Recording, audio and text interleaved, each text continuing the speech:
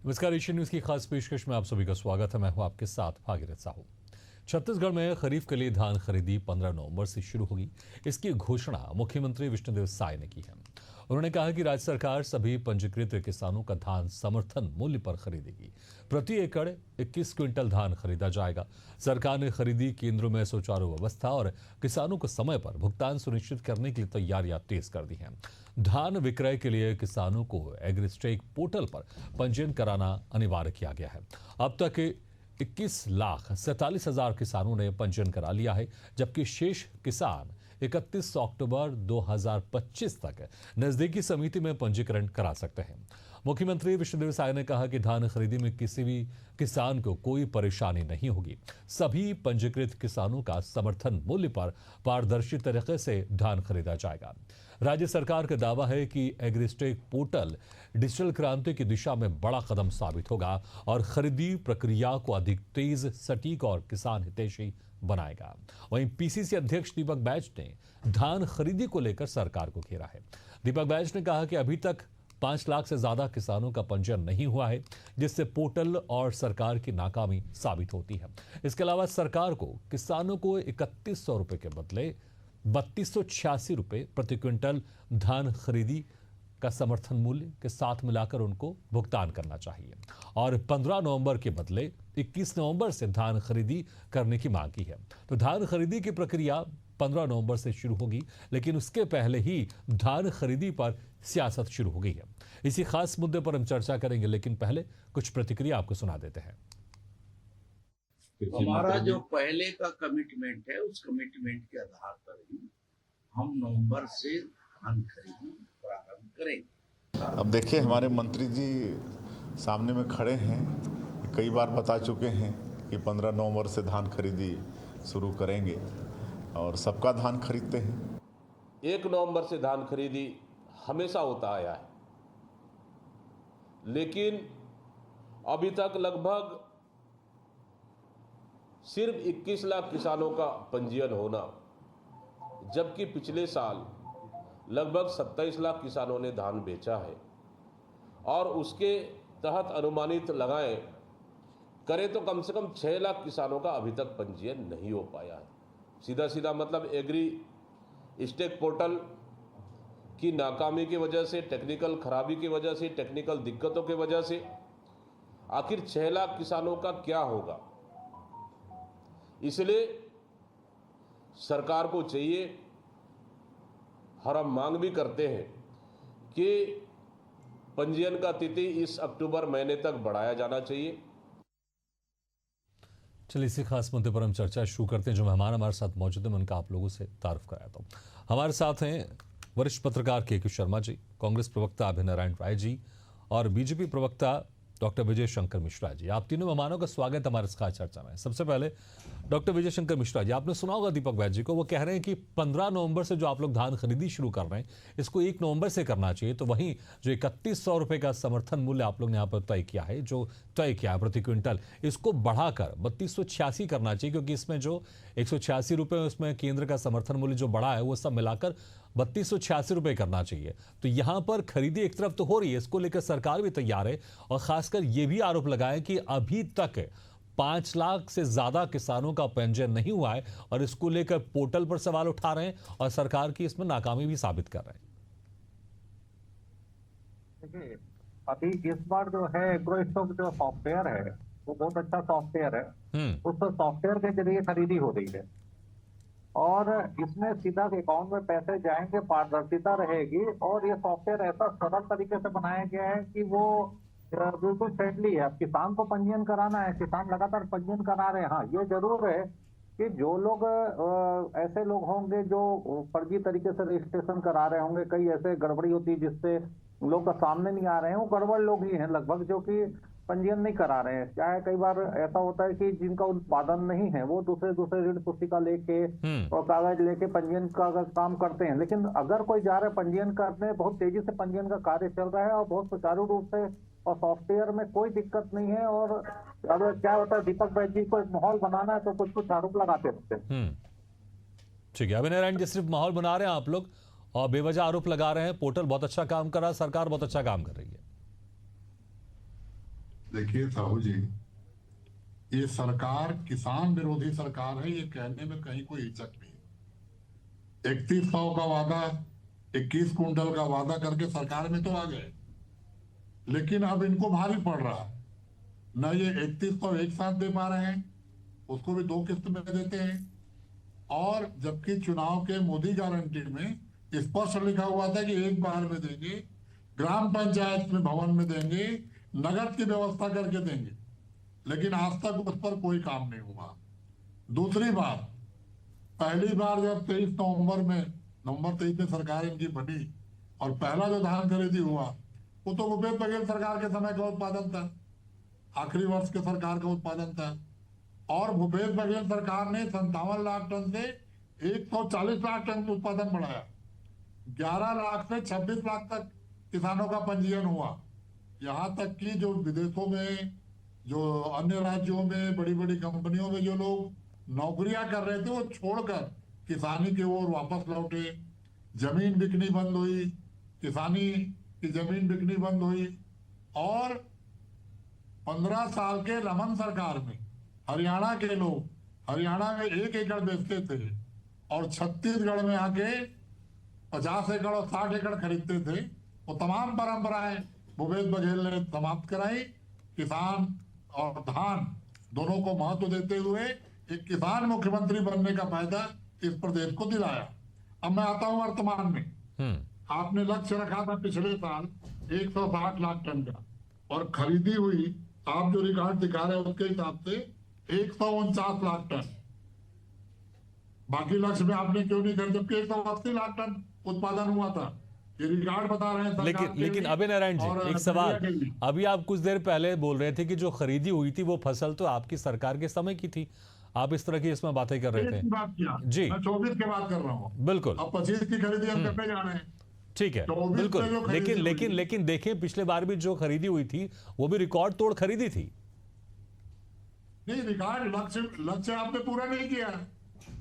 आपका लक्ष्य 160 लाख टन था, उत्पादन 180 लाख टन हुआ।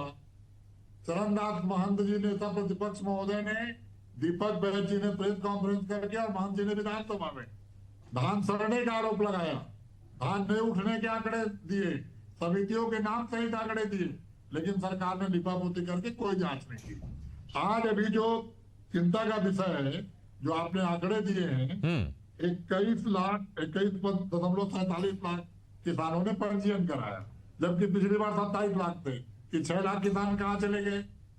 15 नवंबर से धान खरीदी होना है, कांग्रेस 1 नवंबर से मांग कर रही है, अब तो 30 अक्टूबर आने वाला है, तो पंजीयन कब होगा? देखिए, मंदिर के नाम पे जमीनों का पंजीयन नहीं हो रहा है, ट्रस्ट के नाम पे जमीनों का पंजीयन नहीं हो रहा है, अधिया की खेती करने वालों का पंजीयन नहीं हो रहा है, रेगहा में खेती करने वालों का पंजीयन नहीं हो रहा है। और ठीक है, आप बहुत सारे इसमें आप तमाम सवाल उठा रहे हैं, पंजीयन नहीं हो रहा है, लेकिन अभी भी 31 अक्टूबर तक समय है, तकरीबन 20 दिन से ज्यादा समय है। लेकिन देखना होगा कि जो आप ये है, जो किसान बचे हुए हैं अभी तक, 8 दिन में, ठीक है, 8 दिन में कुछ नहीं किए तो 20 दिन में उस पोर्टल से ठीक है, आपके सवाल है, चिंता है, बिल्कुल विपक्ष के नाते चिंतित होना आवश्यक है। लेकिन देखते हैं कि जो समय बचा है इसमें कितने जो किसान बचे हुए उनका पंजीयन होता है कि नहीं होता है, या फिर इससे ज्यादा होता है। देखना होगा पिछले बार के मुकाबले, या कम ज्यादा होता है, देखने वाली बात होगी। क्योंकि शर्मा जी, देखिए, धान खरीदी को लेकर यहाँ पर सरकार पूरी तरह से तैयार है, पोर्टल भी तैयार है, लेकिन इसको लेकर विपक्ष जरूर आरोप लगा रहा है कि पोर्टल उस बेहतर तरीके से काम नहीं कर रही, क्योंकि पंजीयन अभी तक हो जाना चाहिए किसानों का, लेकिन 5 लाख से ज्यादा किसान हैं जिनका पंजीयन अभी तक नहीं हुआ है। हालांकि अभी समय है। क्या ये समय से पहले ही कांग्रेस की तरफ से दिया गया बयान है, या फिर वाकई लग रहा है कि स्थिति जो समय दिया गया उसके पहले इन जो बचे हुए किसानों का पंजीयन नहीं हो पाएगा? देखिए, जो बचे हुए किसान है उसको लेकर के तमाम किसानों तक ये जानकारी पहुंची है कि नहीं पहुंची, और ये पहुंचाने का प्रयास होना चाहिए कि हर किसान तक ये बात पहुंच जाए कि जो आपको एग्रीटेक पोर्टल में आपको पहले पंजीयन कराए। कहने का तात्पर्य है कि एक शॉर्ट में बता दूं, जानकारी किसानों को भी हो जाए कि पहले आपको अपने आधार कार्ड के साथ चॉइस सेंटर जाना है, वहाँ पे आपको जीवन के आधार पर जितने आपका रकबा में आपके धान का फसल है उसको उसमें प्रिंट होके आएगा, फिर उसको आपको सहकारी बैंक में जमा करना है।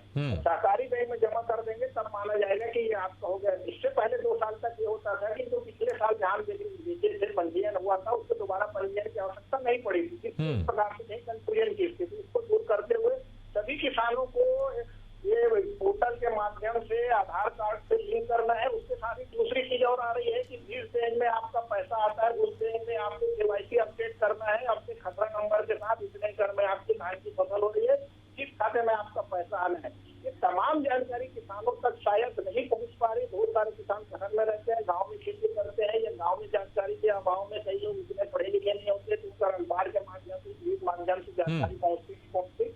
इसके लिए अन्य माध्यम की आवश्यकता मैं समझता हूँ। दूसरी चीज है कि धान की जो राजनीति की जो बात है, निश्चित रूप से छत्तीसगढ़ में किसान अब सरकार बनाने वाले हो गए हैं। जन घोषणा पत्र में जब कांग्रेस सरकार 2500 रुपए का वादा करती है, तो जनता उस पर विश्वास करके किसानों के दम पे सरकार बनती है। अब उस सरकार की ओर से 2500 से आगे रेट बढ़ता कम है। जब भाजपा लगातार दबाव बनाती है, समर्थन मूल्य में केंद्र में जब वृद्धि हो रहा है, तो उस वृद्धि को आप नहीं कर रहे हैं, तो आप 2640 तक गिरते हैं और 2800 का वादा रखते हैं, चौथा किस्त नहीं मिलता। चौथा किस्त क्या कांग्रेस सरकार टिकाने वाले की वादा करेगी? जिस तरह से भाजपा जो बचाया बोनस 15-16 का था, उसको देने का वादा किया, ये एक बात है। दूसरी चीज है जो समर्थन मूल्य बढ़ता है, जैसे अभी 2300 रुपये का 2369 रुपये हो गए, तो 69 रुपये का जो अंतर है ये राज्य सरकार के पास बच जाएगा। सरकार को कम पैसा देना पड़ेगा किसानों को अंतर की राशि। ये इसको लेकर स्पष्ट होना चाहिए। जो मांग भाजपा कर रही थी वही चीज अब कांग्रेस कर रही। किसानों को ये देखना है कि धान खरीदी को लेकर रही है क्या आखिरी साल में यदि कांग्रेस ये वादा करे कि हम 5 साल तक समर्थन मूल्य के साथ रेट आगे बढ़ाएंगे, समर्थन मूल्य जितना आगे बढ़ेगा तो हम रेट का घोषणा करेंगे चुनाव घोषणा पत्र में, उसके आगे देंगे, तब स्थिति क्या होगी। इस तरह से कांग्रेस अंतिम वर्षों में रेट बढ़ाई, राजीव गांधी किसान न्याय योजना की राशि को, अंतर की राशि को, उसको लेकर के भाजपा के आखिरी साल में आएगी कि 5 साल तक केवल 2100 रुपये में ही धान की खरीदी होगी। ये स्पष्ट रूप से जनता के बीच आने की आवश्यकता है। दूसरी चीज इसमें है कि धान को लेकर तो बारदाना की व्यवस्था पर्याप्त हो ताकि किसानों को दिक्कत न हो। इसलिए जब किसानों की संख्या बढ़ रही है तो उतने ही सीमित दिनों में जो पिछले साल था उसमें ही दिनों में क्या हुआ, अधिक धान की खरीदी 149 लाख से 160 लाख मीट्रिक टन की जो बात कही जा रही है, ये अंतर जो धान का अतिरिक्त बम्पर उत्पादन होगा, इस बार बेहतर बारिश हुई है, अभी भी खेत में नमी है जिसके चलते हुए हार्वेस्टर जाना मुश्किल है। इसलिए 15 तारीख तक का समय किसानों को लग रहा है ठीक है, क्योंकि अभी हार्वेस्टर खेत में जाने की स्थिति में नहीं है। लेकिन समय आपको आगे बढ़ाना पड़ेगा ताकि एक जो आप जब ऑनलाइन करते हैं टोकन के लिए, तो आपको पर्याप्त समय मिले, हर किसान को समय मिले। देखिए आप कई दिन तक इंतजार करना पड़ता है, नहीं हो पाता है, पिछले समय भी ये स्थिति होती है। तो सुविधाजनक रूप से यदि खरीदी आगे होता है तो छत्तीसगढ़ जो देश में पहला राज्य है जो इतनी अधिक राशि किसानों को दे रही है, तो इसको लेकर के सरकार को तमाम प्रकार के उपाय धान सरने की बात है, ये हर साल हम देख रहे हैं, इसके लिए पर्याप्त। बिल्कुल, तो वाकई सरकार को इसको लेकर भी यहाँ पर सजग होने की आवश्यकता है कि बड़ी मात्रा में रिकॉर्ड तोड़ धान खरीदी तो हो रही है, लेकिन उसका संरक्षण हो, सही तरीके से उसका रखरखाव हो। विजय शंकर जी, देखिए इसको लेकर सरकार वाकई तैयारी तो कर रही होगी, लेकिन और ज्यादा बेहतर इसमें फोकस रखने की आवश्यकता है। लेकिन जिस तरह से के शर्मा जी भी कह रहे थे और कांग्रेस भी कह रही है, जो केंद्र सरकार ने समर्थन मूल्य बनाया, क्या उसका लाभ मिलेगा? क्योंकि कांग्रेस कह रही कि 3286 रुपए में धान खरीदी होनी चाहिए, 3100 तो यहां राज्य सरकार की तरफ से कहा ही जा रहा है, लेकिन जो केंद्र सरकार ने समर्थन मूल्य बढ़ाया, क्या उसका भी फायदा होगा?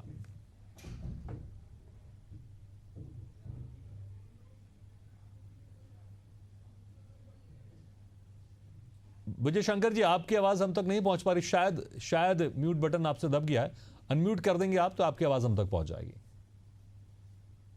जी आ रही है आपकी दीपक वैद जी जो है कांग्रेस के प्रदेश अध्यक्ष हैं, उन्हें अपनी प्रदेश अध्यक्ष की कुर्सी बचाने के लिए रोज सुबह कुछ भी आरोप, कोई डाटा नहीं, कोई बेस नहीं, बस बोलते रहना है, कुछ भी बोल के जो है एक माहौल बनाना है कि मैं प्रदेश अध्यक्ष कांग्रेस का बना रहा हूँ। तो जैसे इन्होंने एक बोला कि एग्रो स्टिक में रजिस्ट्रेशन की बात सबसे पहले इन्होंने उठाई।